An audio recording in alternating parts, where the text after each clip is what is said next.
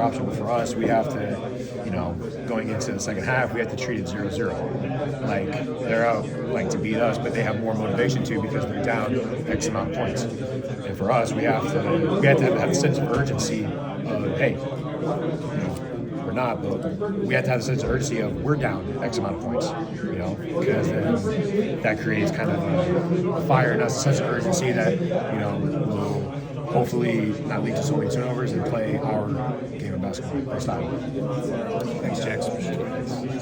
You get to go against Colin and Brennan on a daily. What was it like seeing that? Seeing them go back to back like that with their threes? Man, I was so happy. I mean, obviously, there's a lot of emotions in the game right now, especially how it ended. A lot of emotions, but they're too. Like those plays, those picked us right up, man. Us jumping off the bench and seeing those go in because something that everybody doesn't know is that they get really good looks and they shoot a really good percentage in practice and the scout team and everything. Like they deserve to have those go in, and it's funny because we tell them like, hey, if you get in the game and you don't shoot those shots, we're gonna be so pissed because they shoot against us in practice every day and make them, and then we get in trouble. But then when the game, I was just super happy that they shot those because it's like it's a confidence booster, and then the celebration is just like it picks everything up from a game that's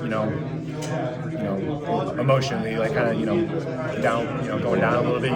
We're upset that we didn't play as well, but those plays picked us right back up. Go back to film a little easier tomorrow. I think you'll watch those back. No, yeah, we're gonna celebrate just as excited watching it on film than we did in real life.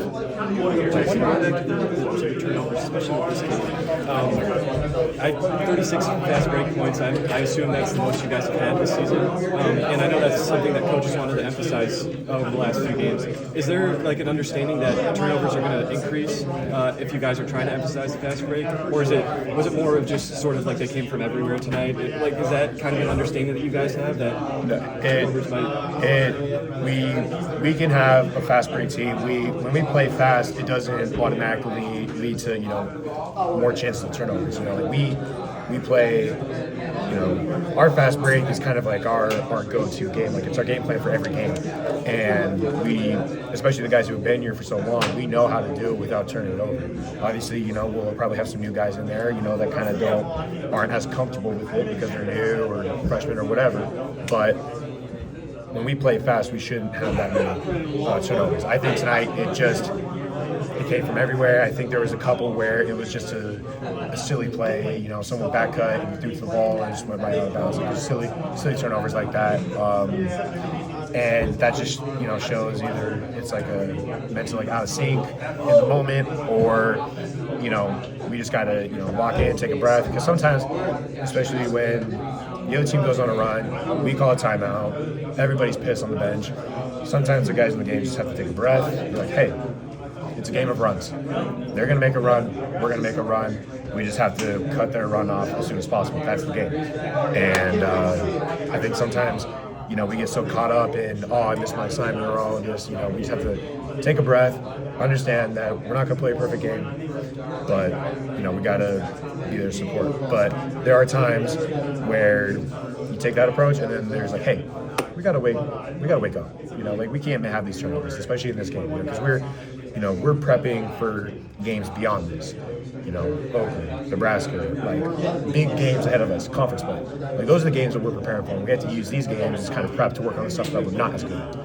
And I think we obviously could have done a lot better in a lot of areas, but like I said, we have a lot more games ahead of us against way better teams. I think the three-point shooting has changed the way defenses have to play against you, but I'm wondering with Carson and his offensive output this season and how he's kind of developed there, if that's helping you a little bit too down the post. Because I noticed like some of the defensive matchups you guys are seeing, like they have to pay him more mind than maybe they did last season. Yeah, no, I mean it's honestly opened my game a lot having him as a lob threat, a post threat, and kind of like that mid-range. We call it like a Timmy D, like where it's just like a floater a little bit. Having him being a threat around the rim is huge because it gives me more space for when I post up. They got to make sure that they don't leave Coop open, and especially on pick and rolls, when I pop, they can't leave the rim wide open. Otherwise, Coop's going to get the alley-oop, and if they do that, Fierce is gonna take it if nobody's on him. So like And then we have other guys in the corners. You know, Fears is so good. You know, reading the entire floor on, you know, who's open, where's the defense at. He reads that and he knows it so well. So, Coop being that threat as the alley-oop guy, post guy, the duck-in guy is huge. Jaxon, there's sort of some like traditional ingredients tonight.